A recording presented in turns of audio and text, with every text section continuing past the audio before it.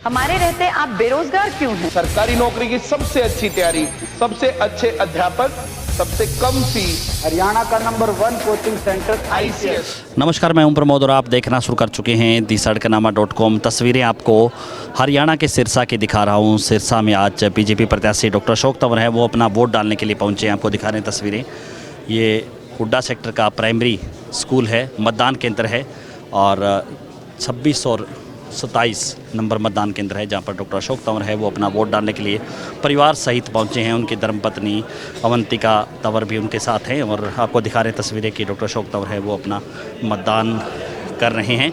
क्या कुछ कहते हैं, क्योंकि जैसे कि आप सब लोग जानते हैं कि आज मतदान का दिन है और आज लोगों की बारी है। इससे पहले तमाम जो प्रत्याशी हैं उन्होंने प्रचार किया पूरे लोकसभा क्षेत्र में और आज लोग हैं, उनकी जो है परीक्षा में जो पर्चा है वो लोगों ने भरना है।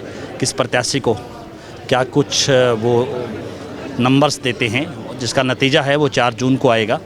और क्योंकि जितनी मेहनत प्रत्याशियों ने करनी थी वो अब तक कर चुके हैं और अब जो है लोग हैं उनके प्रचार पे आज मोहर लगाएंगे कि लोग हैं वो क्या सोचते हैं।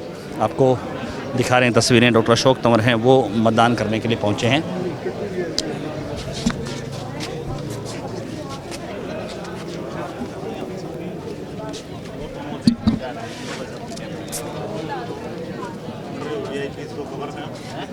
छठे फेज का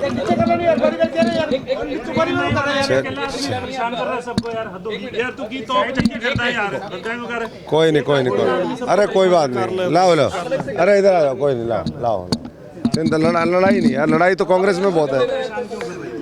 हाँ, लड़ाई तो कांग्रेस में बहुत है भाई।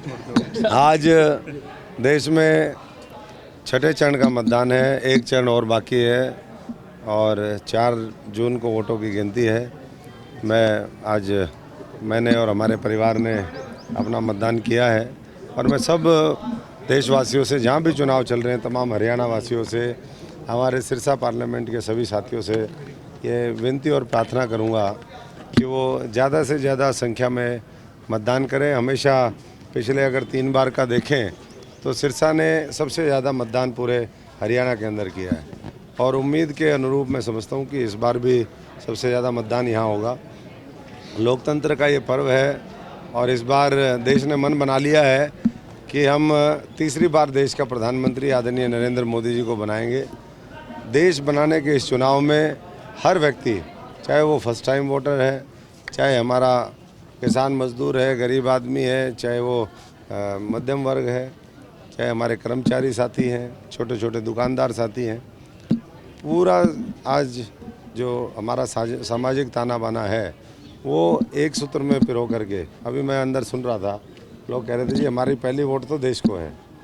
तो जैसे कहते हैं कि पहली रोटी गाय को, पहली सैलरी माता जी को और पहली वोट भारत माता को, यानी कि देश को। तो देश को अगर सब वोट देंगे तो पूरी दुनिया के अंदर, जैसे मोदी जी ने नाम रोशन किया है पूरे भारतवर्ष का, आज चीन, पाकिस्तान, बांग्लादेश की हिम्मत नहीं होती कि वो हमारे गलत निगाहों से देख सके। आज ख्याति पूरे इंटरनेशनल स्तर पर है, तो पूरी दुनिया की नज़र इस चुनाव पर है, देश की नहीं है।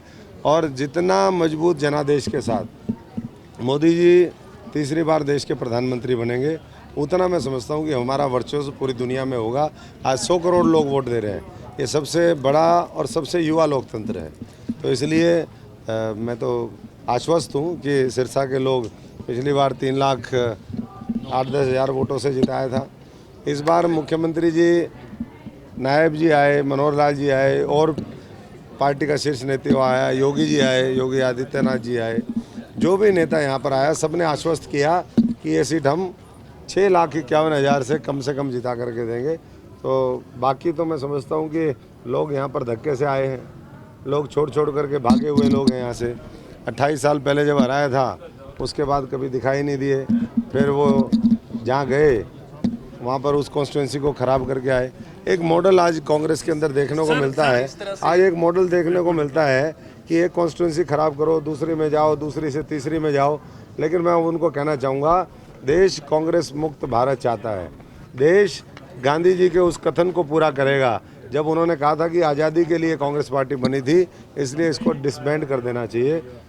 तो आज इस चुनाव में वही देखने को मिलेगा और ऐसे लोगों को अब पाकिस्तान के अलावा मुझे नहीं लगता कि कोई और जगह उठ सकती है। सर 2014 2019 में जिस तरह का माहौल था, 2024 में आपको लगता है कि भारतीय जनता पार्टी 400 पार का नारा दे रही है, लेकिन जिस तरह से विपक्ष इकट्ठा है, लगता नहीं थोड़ा मुश्किल है इस बार? 400 पार भी नहीं होगा, 200 पार भी नहीं होगा। नहीं, मुश्किल है थोड़ा। देखिए, ये लोग वो हैं जो मुंह में राम रखते हैं और बगल में छुरी रखते हैं।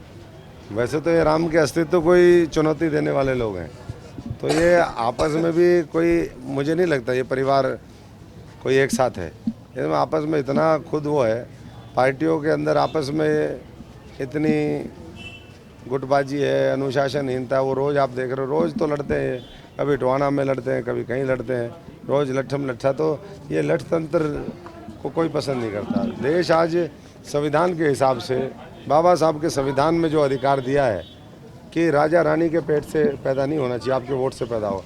मैं समझता हूँ पूरा देश आज अपना जो प्रतिनिधि है, आज के समय का राजा तो नहीं कहूँगा मैं, लेकिन जो जनसेवक है वो अब परिवारवाद से पैदा नहीं होगा, चाहे कहीं भी हो। पूरे हरियाणा में भी परिवारवाद साफ होगा और देश में भी परिवारवाद साफ होगा।